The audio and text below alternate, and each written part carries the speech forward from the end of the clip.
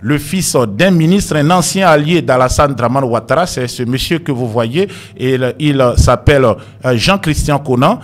Son père, l'ancien ministre, monsieur Lambert Kwasi Konan, était ministre dans le gouvernement d'Alassane Dramane Ouattara, ministre de l'Agriculture dans le premier gouvernement que ce dernier a dirigé lorsqu'il était premier ministre de Côte d'Ivoire dans les années 1990. Jean-Christian Konan, déjà accusé d'être le Kyria Doucouré, cette personne ou cet avatar qui avait fait sensation sur les réseaux sociaux en 2020 est aujourd'hui dans le collimateur des sbires d'Alassane Dramane Ouattara, du RDA, des cabinets noirs et aussi de la police politique d'Alassane Dramane Ouattara. Ce monsieur donc a dû fuir la Côte d'Ivoire depuis maintenant plus de 2 mois. C'est aujourd'hui que la nouvelle a été rendue publique. Jean-Christian Konan a quitté la Côte d'Ivoire après avoir été menacé directement par les sbires de M. Ouattara pour avoir dénoncé des scandales. C'est lui qui a donc rendu public le scandale du bateau Zimrida qui transportait plus de, je crois, 20 000 tonnes d'ammoniac qui avait été débarqué au port d'Abidjan et donc qui avait alerté de la présence de ce bateau déjà dans les eaux territoriales ivoiriennes. Ensuite, le débarquement de sa cargaison à Abidjan, une cargaison dangereuse qui avait été refusée par plusieurs pays industrialisés tels que le Royaume-Uni et puis aussi les pays de l'Europe du Nord tels que la Lituanie, la Norvège, Finlande, etc. Mais ce bateau avait accosté en Côte d'Ivoire, mettant en danger des millions d'Ivoiriens car il y a eu des explosions d'ammoniac au port de Beyrouth. Cela avait causé des milliers de morts dans ce petit pays donc du Moyen-Orient. Jean-Christian Konan, qui avait lancé cette alerte et bien d'autres alertes, est en danger de mort. C'est ce que nous apprend aujourd'hui le professeur Michel Gali, donc, qui est un analyste politique, professeur de sciences politiques, qui a donc écrit un article pour le journal Monde Afrique. Voici l'article donc que je donne quelques aperçus en ces termes. Monde Afrique rencontre Jean-Christian Konan. À l'heure où nous parlons, il se trouve à Paris. Il est passé par le Caire en Égypte.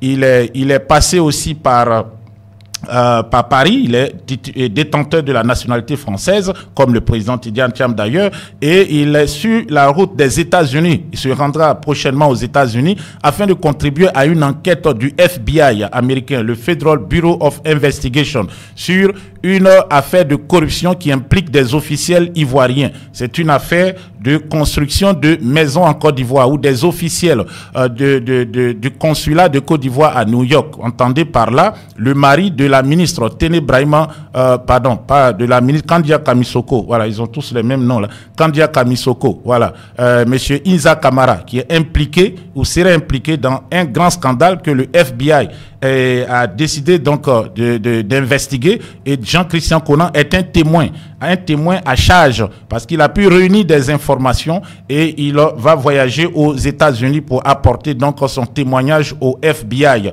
Et c'est peut-être pour cela qu'il est traqué, qu'il a manqué de mourir à Abidjan. Il a fui la Côte d'Ivoire et se trouve actuellement à Paris où il a accordé cette interview à Monde Afrique et du professeur Michel Gali, Le professeur Michel Gali rapporte ses propos en ces termes. Monde Afrique rencontre Jean-Christian Konan, cyberactiviste ivoirien. Depuis 2 mois, un lanceur d'alerte reconnu, Jean-Christian Konan, est en fuite. Parmi les nombreux scandales qu'il a dénoncés, celui du bateau Zimrida chargé de produits dangereux destinés à être débarqués au port d'Abidjan a mis le feu aux poudres. Depuis lors, un commando le recherche et en veut à sa vie.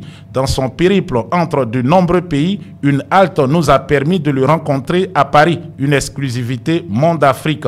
Jean-Christian Konan, ou l'homme invisible. Peu de monde peut se vanter, surtout récemment, de l'avoir récemment rencontré. Souriant, volubile, très informé, Konan est pourtant un lanceur d'alerte connu sur le continent africain. Les posts de sa page Facebook JCK Analysis Blog, qu'il décrit comme un lieu de veille stratégique et informationnel, ont fait sa renommée. Jean-Christian Konan a longtemps appartenu à la grande bourgeoisie ivoirienne. Son père, décédé il y a 1 an, était en effet l'ancien ministre Konan Lambert, insubmersif, dignitaire de tous les régimes, depuis Houphouët-Boigny jusqu'à Gbagbo, en passant par Konan Bédié et bien sûr Alassane Dramane Ouattara, dont il fut un des ministres. Jean-Christian Konan a longtemps appartenu. Bon, voilà, c'est ça. Business First, loin d'être un esprit systématiquement critique, le lanceur d'alerte a créé en 2000 JCK Advisor, un site de prestation de services et de conseils en entreprise. L'action sur les réseaux sociaux n'empêche pas les affaires, surtout à l'aide d'une double nationalité franco-ivoirienne. Ces croisades contre des contrats douteux peuvent donner au pouvoir ivoirien l'occasion de montrer sa détermination à lutter contre la corruption en cette année électorale. Mais lorsque le 4 janvier dernier, il révèle que le cargo Zimrida transportant 20 000 tonnes d'engrais à base de nitrate d'ammonium vers le port d'Abidjan en le qualifiant de bombe flottante, il ne se doute pas que ce poste va changer radicalement sa vie. Un proche parent haut placé au ministère de l'Intérieur et un membre de l'ambassade américaine lui envoient le même message.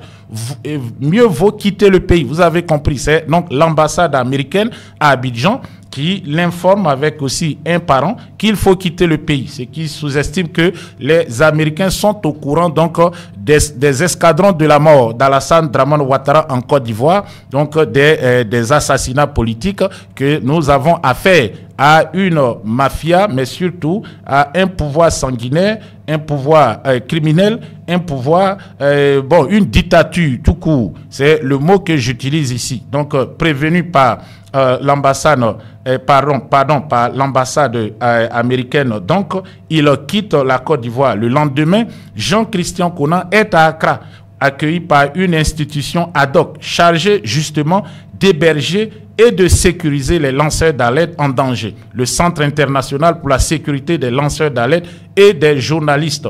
Des amis proches le protègent et Reporters sans frontières prend à cœur ces dangereuses menaces.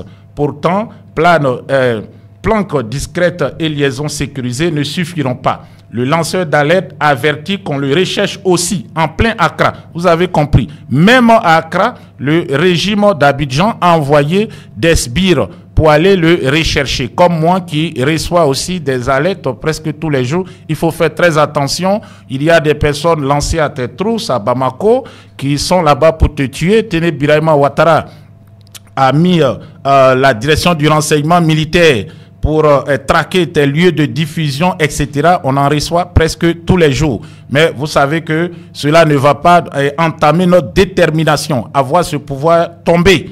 Voilà, c'est ça, c'est de ça qu'il s'agit. Donc à Accra, voilà, le lanceur d'alerte, on l'avertit qu'on le recherche aussi en plein Accra.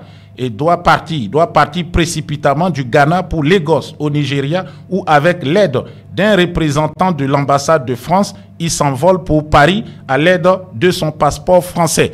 À l'heure donc où nous parlons, Jean-Christian Konan a été en Égypte pour un autre scandale qui implique des dignitaires du régime d'Alassane Dramane Ouattara, et il est actuellement à Paris en sécurité. Il s'apprête donc à s'envoler, comme je l'ai dit, pour Washington DC, où le FBI a demandé qu'il témoigne dans une affaire, voilà, de corruption impliquant des officiels ivoiriens. Voilà, et qui implique des officiels ivoiriens, des membres du régime d'Alassane Dramane Ouattara qui ont arnaqué plusieurs dizaines de millions de dollars. Voilà, nous reviendrons là-dessus sur cette affaire qui ne fait que commencer. Voilà, vous pouvez aussi voir sa page JCK, voilà, Analysis Blog. Vous avez toutes les informations. Par exemple, les derniers scandales concernent par exemple la construction d'une cité, et une cité qui s'est avérée que ça a été une grosse escroquerie avec des Saoudiens. Il y a eu une autre escroquerie avec un escroc connu qui est d'origine sud-américaine. Il y a le ministre Touré, Sidi Tiemoko Touré, qui est aussi impliqué dans une grande escroquerie, voilà, de volailles avec d'autres sociétés. Il y a donc beaucoup de cas comme ça qu'il met à la lumière, et sa vie est donc en danger.